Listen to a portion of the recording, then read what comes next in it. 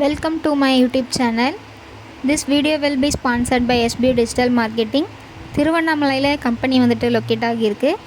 Digital courses வந்து நிறைய அவைலபிளாக இருக்குது. உங்களுக்கு தேவையானதை நீங்கள் சூஸ் பண்ணிக்கலாம். ரெஃபரல் இன்கமும் இருக்குது.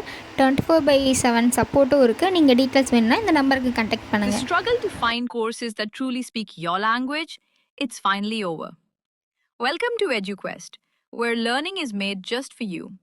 At EduQuest, we bring you a wide range of online courses, from career building programs to skill boosting masterclasses, all in your regional language. Because we believe language should never be a barrier to success. Our courses are tailor made after understanding what today's learners really need. So why wait? Start learning the smarter, simpler way only with EduQuest.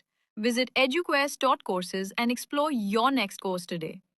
And hey, don't miss out on our exciting offers and promotions. Hi guys, welcome to my channel. நம்ம இன்றைக்கி சேனலில் எப்படி வந்துட்டு chicken rice பண்ணலாம் அப்படின்னு சொல்லிட்டு பார்க்கலாம். ரொம்ப சிம்பிளான மெத்தட் தான். வீட்டில் இருக்க இன்க்ரீடியன்ட்ஸ் வச்சு எப்படி பண்ணலான்னு பார்க்கலாம் வாங்க.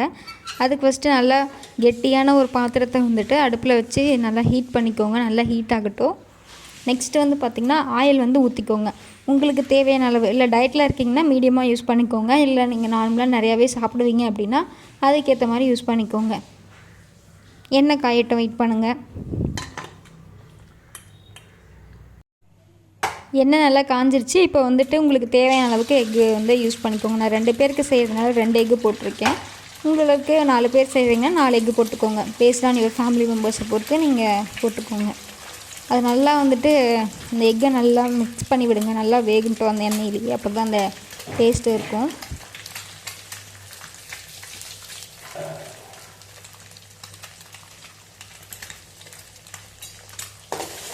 நல்லா ஸ்க்ராம்பிள் பண்ணி விடுங்க. அடியில் ஒட்டும். அப்பயும் நல்லா ஸ்க்ராம்பிள் பண்ணி விடுங்க. அந்த இதுலேயே நல்லா வேகணும். அதுக்கப்புறம் தான் நம்ம வெஜிடபிள்ஸ் போடணும். ஓகே, எக்கு வந்துட்டு நல்லா வந்துட்டு வெந்துருச்சு. இந்த அளவுக்கு இருந்தால் போதும், ரொம்பவும் வேகணும்.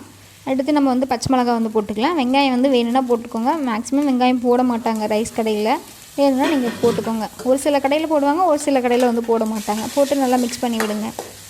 நல்லா ஒரு 2 நிமிஷத்துக்கு மிக்ஸ் பண்ணுங்கள். அடுப்பு கம்மியாகிச்சு மிக்ஸ் பண்ணுங்கள். ஏன்னா நான் தீஞ்சு போயிடும். ஆயில் கம்மியாக தான் ஊற்றிருக்கோம். எக்கும் ஆல்ரெடி ஃப்ரை பண்ணியாச்சு. கம்மியாக போட்டுக்கோங்க. அடுத்து வெஜிடபிள்ஸ் வந்துட்டு நான் கேப்சிகம் வந்து ரொம்ப குட்டி குட்டியாக கட் பண்ணி வச்சுருக்கேன். அதையும் வந்து ஆட் பண்ணிக்கோங்க. ஒரு சிலர் அப்படியே எடுத்து வச்சுருவாங்க.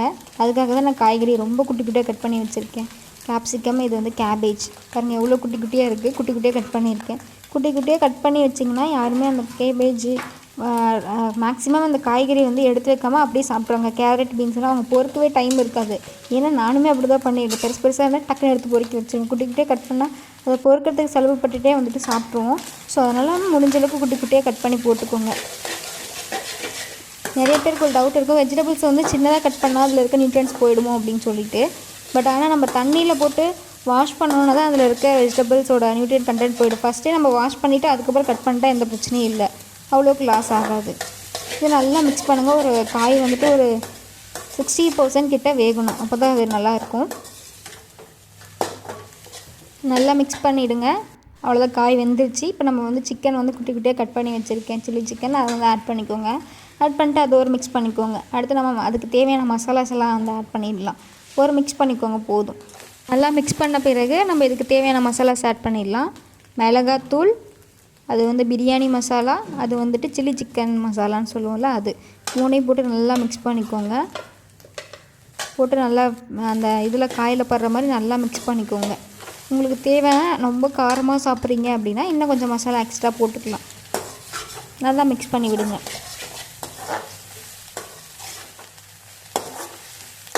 மிக்ஸ் பண்ண பிறகு நம்ம வந்துட்டு இதில் சோயா சாஸ் வந்து ஊற்றிக்கலாம். ஒரு 2 டேபிள் ஸ்பூன் வந்து ஊற்றிக்கோங்க. இல்லை அப்படின்னா ஸ்கிப் பண்ணிக்கோங்க, ஒன்றும் பிரச்சனை இல்லை, நல்லா தான் இருக்கும். அதையும் போட்டு நல்லா மிக்ஸ் பண்ணி விடுங்க. அடுத்து நம்ம ரைஸ் வந்துட்டு வடித்து வச்சுருக்கோம் ஆல்ரெடி. இது வந்து ஒரு 75 to 80% வெந்த அளவுக்கு இருந்தால் போதும். அப்போ தான் ரைஸ் நல்லாயிருக்கும்.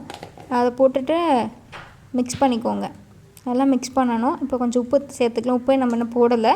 உப்பு வந்து இதுக்கு தேவையானது ஃபஸ்ட்டு போட்டுக்கோங்க. போட்டுட்டு மிக்ஸ் பண்ணுங்கள். அதுக்கப்புறம் பத்தலைன்னா வேணால் போட்டுக்கலாம். பெப்பர் வந்து மேலே கொஞ்சம் ஆட் பண்ணிக்கோங்க. நல்லா போட்டு கிண்டுங்க. கை வலிக்கிற அளவுக்கு கிண்டணும். அப்போ தான் வந்துட்டு ஃபுல்லாக எல்லாமே கோட் ஆகும். அந்த மசாலா சிக்கன் எல்லாமே இறங்கும். இப்போ வந்து அடுப்பு வந்து கொஞ்சம் ஹை ஃப்ளேமில் வச்சுக்கோங்க. அப்போ தான் வந்துட்டு அந்த சவுண்டு வந்து நல்லா வந்து இதாகும். இப்போ மேலே லைட்டாக வந்துட்டு சோயா சாஸ் ஊற்றிக்கலாம். எல்லா சாப்பாட்லேயும் மிக்ஸ் ஆகணும் அப்படின்றதுனால நல்லா மிக்ஸ் பண்ணணும். கை வலிக்க மிக்ஸ் பண்ணணும். இப்போ அப்படியே சைடில் வந்துட்டு நான் கொத்தமல்லி தலையை கொஞ்சம் கட் பண்ணி போட்டுடுறேன். வேணும்னா போட்டுக்கோங்க, இல்லை கொத்தமல்லி ஃப்ளேவர் பிடிக்காது அப்படின்னு நினச்சிங்கன்னா ஸ்கிப் பண்ணிக்கோங்க. போட்டுட்டு இதையும் ஒரு நல்லா மிக்ஸ் பண்ணி விடுங்க. அவ்வளோதான், டேஸ்டியான சிக்கன் ரைஸ் வந்துட்டு ரெடி ஆகிடுச்சு. இப்போது சர்வ் பண்ணலாம்.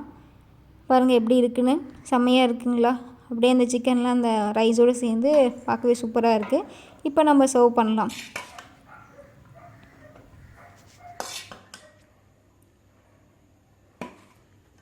சிக்கன் ரைஸ் 2 பேருக்கு போட்டாச்சு.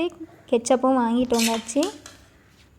அது கூட ஆனியன் கொஞ்சமாக, அதுக்கப்புறம் 65 வச்சு சாஸ் ஊற்றி நம்ம சாப்பிட்டு முடிச்சிடலாம்.